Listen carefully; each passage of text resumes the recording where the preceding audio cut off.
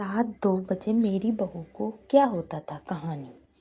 मेरे बेटे की शादी मैंने मुश्किल से की। वो एक लड़की से प्यार करता था, लेकिन मैं नहीं चाहती थी कि उसकी शादी उसी से। मैंने उसे बहुत समझाया और उसकी शादी गांव की एक सीधी सीधी लड़की से करवा दी। लड़की का नाम सुधा है। मुझे पता था कि वो लड़की मेरे बेटे और इस घर के लिए बहुत अच्छी है, इसलिए मैंने उस लड़की शादी मेरे बेटे से करवा दी। सुधा हमारे घर में आई। लड़की घरेलू थी, बड़ों का सामान और घर का काम करती थी। अभी 10 ही शादी को हुए थे, लेकिन मुझे लगने लगा कि मैंने अपने बेटे की शादी इस लड़की से करवा कर अच्छा नहीं किया। मेरा बेटा राजीव भी खुश ही लग रहा था, लेकिन उस रात के बाद मेरी यह सोच बदल गई। एक रात करीब 2 बजे मेरे बेटे के कमरे से चीखने की आवाज़ आने लगी। यह चीखें मेरी बहू की थी। मैंने थोड़ी देर तक सुना, फिर वो चीखना बंद हो गया। राजीव के पिता मेरे पति को यह सब सुनाई दिया था, लेकिन फिर हमने उन्हें रात में पूछना उचित नहीं समझा, इसलिए दरवाज़ा नहीं खटखटाया। सुबह मेरी बेटी भी बोल रही थी कि मम्मी रात को कौन चीख रहा था। मैंने उसकी बात काट दी, कहा कि कोई नहीं, शायद कोई बाहर से चीख रहा था। मेरी बहू का स्वभाव उस दिन से बदल गया। वो चुप थी सारा दिन।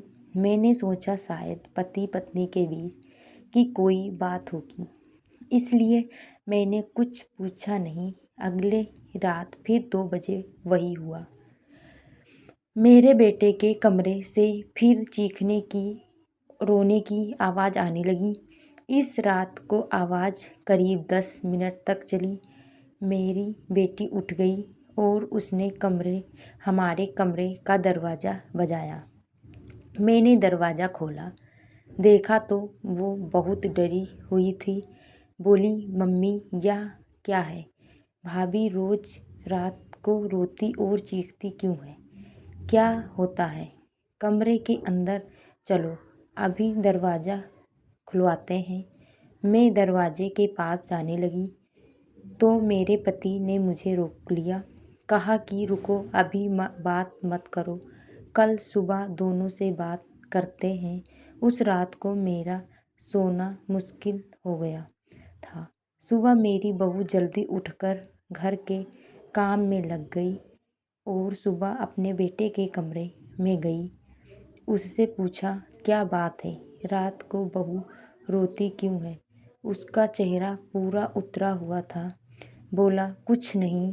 उसकी बातों से और आँखों से साफ दिखाई दे रहा था कि वो कुछ छिपा रही है।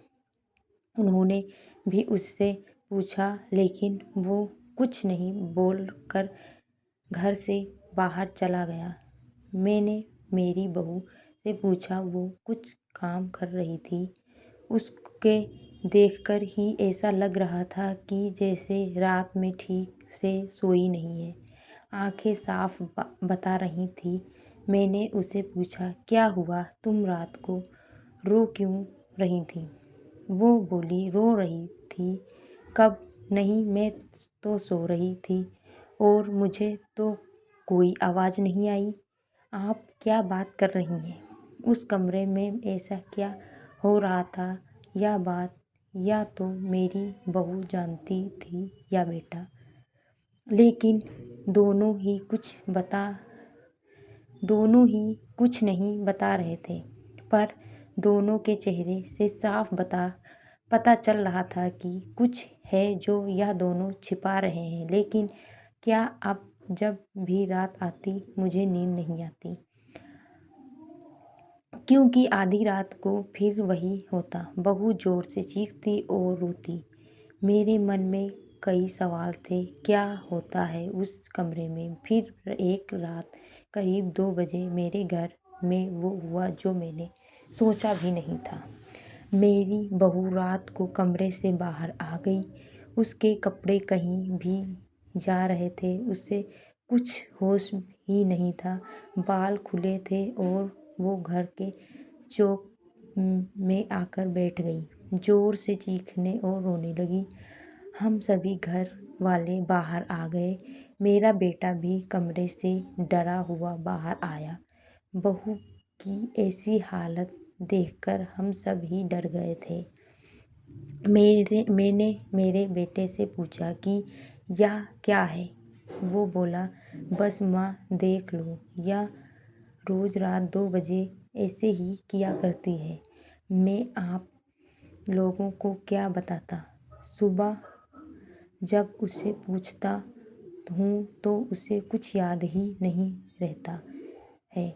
बोलती है मैंने तो कुछ नहीं किया। बहू जब थोड़ी देर बाद शांत हुई तो मैंने बेटा उसे कमरे में ले गया और सुला दिया। मैं सोच रही थी कि यह क्या है। मैंने मेरे बेटे को कहा कि तू उसे उसके घर छोड़ आना।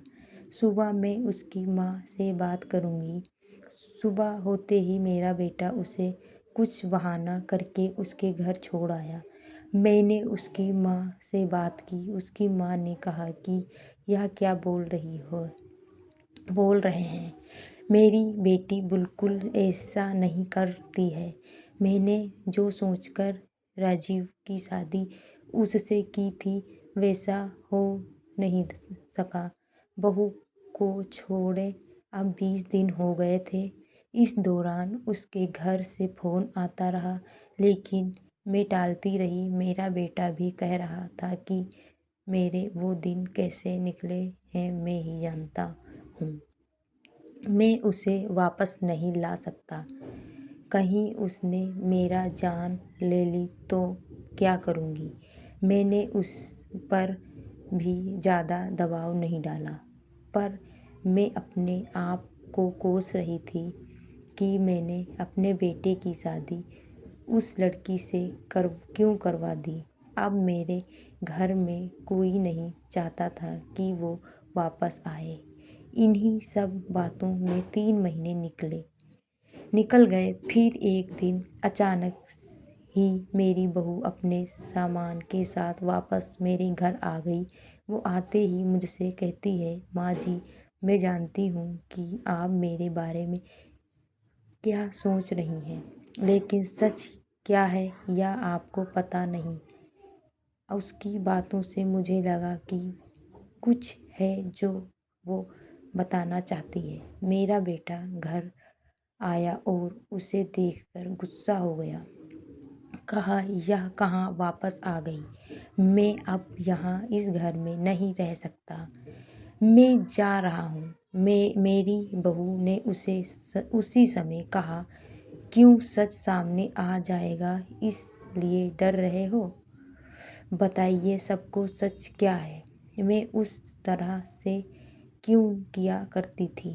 बेटा बोला कि क्या सच सच यह है कि तुम पागल हो और रोज रात उस तरह से करती हो। बहू बोली कि माँ जी, आज अगर सबसे ज़्यादा दुखी और परेशान है तो वो और कोई नहीं है, मैं हूँ। मैंने अपने पति की बात मानी, उन पर विश्वास किया। मैंने कहा, तुम क्या कहना चाहती हो। फिर मेरी बहू ने जो बताया उसे सुनकर मेरे पैरों तले ज़मीन खिसक गई। वो बोली कि आपके बेटे ने मुझे पहली रात से यह नाटक करने को कहा था, लेकिन मैंने नहीं माना। वो कहते थे कि हम दोनों अलग बड़े शहर में जाकर रहेंगे। उनको कहाँ, अगर ऐसे मेरे घर वाले मुझे नहीं छोड़ेंगे, लेकिन तुम इस तरह का नाटक करोगी तो वो डर जाएंगे और फिर हम अलग रहेंगे। पहले मैंने बोला कि यहाँ सबके साथ अच्छा है, लेकिन फिर जब वो मुझसे बात नहीं करते थे तो मुझे उनकी बात माननी पड़ी और फिर मैंने जब सब नाटक किया तो उन्होंने मुझे घर छोड़ दिया। मुझे आप सभी की नज़रों में पागल और ना जाने क्या साबित कर दिया। उसके बाद मेरा फ़ोन भी नहीं उठा रहे। मैं उनका वहाँ मेरे घर इंतज़ार कर रही, लेकिन वो नहीं आए।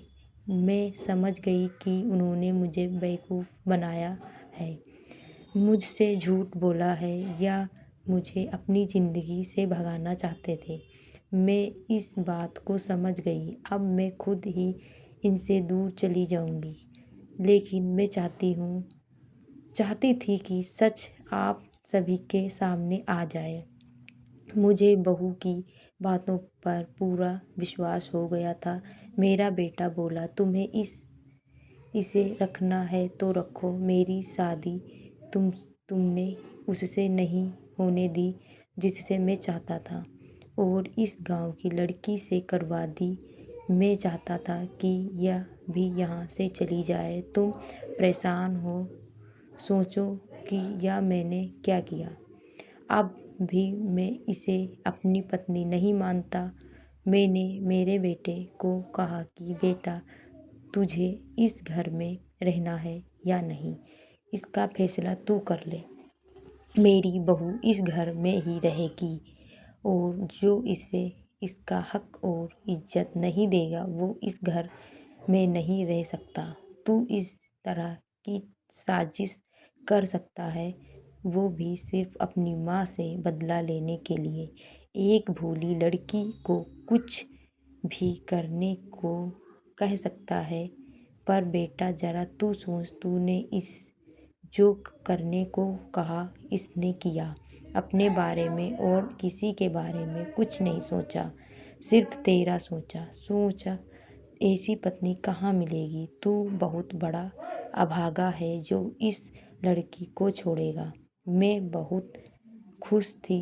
मैंने अपने बेटे के लिए हीरा चुना था, लेकिन शायद मेरा बेटा ही उसके लायक नहीं था। मैंने मेरी बहू को प्यार से गले लगाया। मेरा बेटा भी कहीं नहीं गया। थोड़े समय तक ज़रूर नाराज़ रहा, लेकिन मुझे पता था उस लड़की से कोई प्यार किए बिना कैसे रह सकता। आखिर धीरे धीरे सब ठीक होने लगा। नमस्कार। आपको अगर कहानी पसंद आई हो तो कमेंट बॉक्स में ज़रूर बताएं। तब तक के लिए नमस्कार।